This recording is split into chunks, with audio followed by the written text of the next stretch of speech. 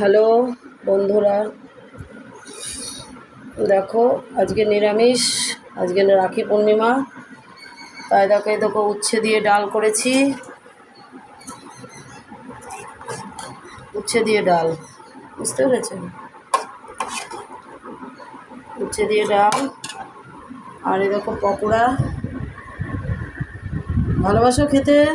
দেখো চচ্চড়ি, ইতলে ডাঁটা, কচু, আলু, বেগুন সব কিছু দিয়ে একটা চচ্চড়ি, লেবু আছে, সাদা ভাত, জল।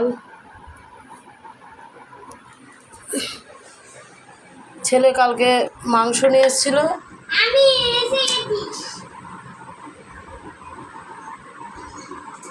মাংসটাও খাবে, আমরা খাবো না কেউ।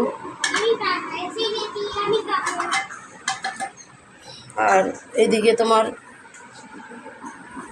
এই সমস্ত রান্না হয়েছে, খাওয়া হবে। দেখতে থাকো, ভালো থাকো, সুস্থ থাকো।